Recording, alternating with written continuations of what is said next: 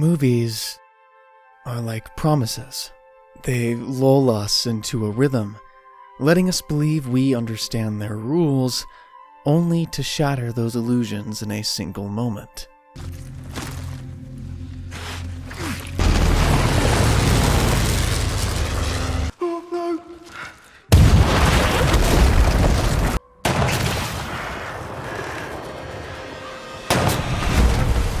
These moments are not just shocking, they are seismic. They upend the narrative, revealing a harsh, unforgiving reality. Sam Mendes' 1917 is built on this kind of betrayal. It places us in the boots of two young soldiers, Blake and Schofield, making us believe in their mission, their survival, their protagonism. But then it does something extraordinary.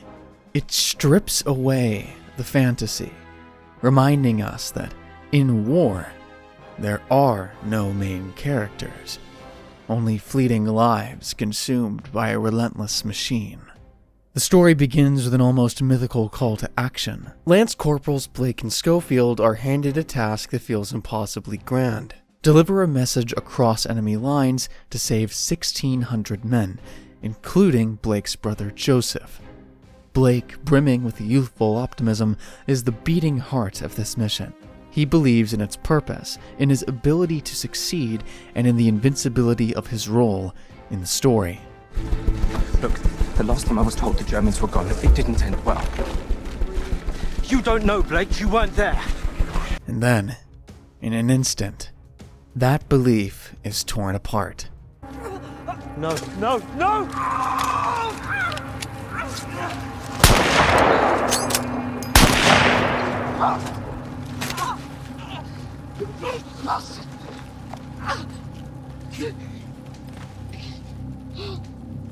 Oh God, no.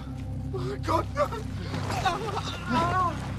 Blake's death, unplanned, unceremonious, and agonizing, reverberates through the film like a shot in the dark. I'll pass through the town and out to the east, all the way to Quasil Wood. It'll be dark by then. That won't bother me. I'll find the second. I'll give them the message. And then I'll find your brother. Just like you. A little older. It's the kind of moment that stuns you into silence. We watch as Schofield cradles Blake in his arms, his pleas for reassurance drowned out by fear and inevitability. Blake's undoing, however, is a cruel twist of fate born from compassion, his instinct to help a wounded enemy soldier leading to his demise. In war, even the purest of intentions can become a death sentence. It is a devastating reminder that kindness, though noble, is powerless against the chaos of a world governed by violence. There is no glory in Blake's death, no swelling music, no triumphant sacrifice. It is a brutal reminder that war does not care about heroism. It doesn't care about the protagonist. He's here one moment and gone the next. Blake's death shifts the narrative weight onto Schofield, and Mendes' genius lies in how seamlessly the camera conveys this transition. Without cuts, without respite, we are forced to follow Schofield as he trudges onward, carrying both the physical and emotional weight of the mission with him.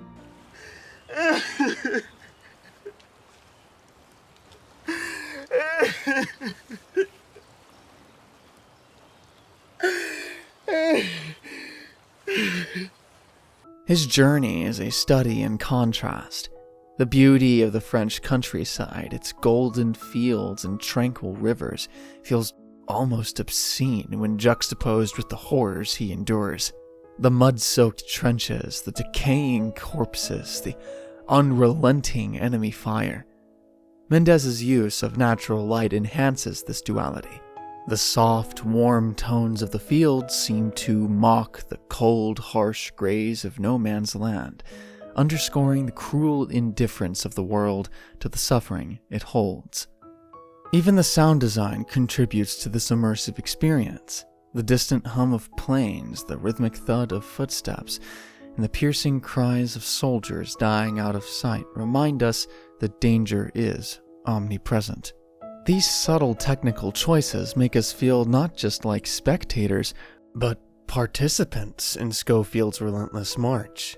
Yet, amid the chaos, 1917 finds moments of piercing humanity. One such moment comes when Schofield stumbles upon a young Frenchwoman hiding in a ruined town with a baby. The scene is intimate, almost sacred, as she offers him solace, a brief reprieve from the madness outside. Their interaction is a reminder of what war strips away: connection, tenderness, the simple act of helping another human being in day-to-day life. In this fleeting encounter, Mendes shows us what is at stake in this war. Not just lives, but the very fabric of humanity. The most devastating scene in 1917 wasn't Blake's death. It's not even a battle. It is a conversation. When Schofield finally finds Blake's brother, Lieutenant Joseph Blake, he delivers the news with heartbreaking kindness. It was very quick. Sparing him the truth of his brother's slow and painful death. Richard Madden is a scene stealer here, embodying a storm of emotions with remarkable restraint. In mere moments, he conveys heartbreak, disbelief, and anguish, his teary eyes betraying the sorrow he refuses to let overwhelm him. His composure in the face of life-altering news is both devastating and deeply human. Seeing Joseph, one of the 1,600 men saved, almost acts as solace, a fragile reminder that Blake's sacrifice was not in vain. The scene is painful yet poetic, a microcosm of war's heartbreaking paradox: a life saved, a life lost, and the quiet resilience of those left behind who carry the weight of both. This moment is a masterstroke in Mendes' storytelling. It encapsulates the emotional burden soldiers carry, not just the horrors they witness, but the lies they tell to protect the living.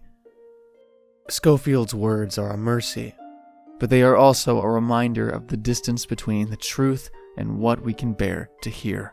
This truth is one that 1917 captures with devastating clarity. In war, there are no chosen ones. The narrative does not bend to protect the brave, the kind, or the hopeful. It crushes them indiscriminately, reminding us that every soldier is just a fleeting figure in an overwhelming, incomprehensible machine. Have someone see to your wounds. Now fuck off, Lance Corporal. Schofield's journey, though extraordinary in its scope, is ultimately one of survival. His mission, as grand as it feels, is just one story among countless others, many of which will never be told. By the time he collapses under the tree at the end of the film, we are left not with a sense of triumph, but of exhaustion. He is alive, but at what cost? 1917 does not romanticize war. It does not offer heroes, villains, nor easy resolutions. Instead, it shows us the cost of conflict, not just in lives lost, but in humanity eroded. Mendes uses every tool at his disposal: the unbroken camera, the haunting sound design, the subtle play of light and shadow to immerse us in this brutal, unflinching reality. And yet, within this darkness, there is beauty. Not the beauty of triumph or victory, but the beauty of resilience. The quiet moments when humanity refuses to be extinguished. A song in the woods. A mother feeding her child. A man delivering a letter. Even when the world conspires to stop him. When you think you're the main character, war reminds you otherwise. It strips away the illusion of control, leaving only the raw, unvarnished truth that life is fragile, fleeting, and far too easily erased. But perhaps the true tragedy is not that we die, but that we persist in forgetting what it means to live.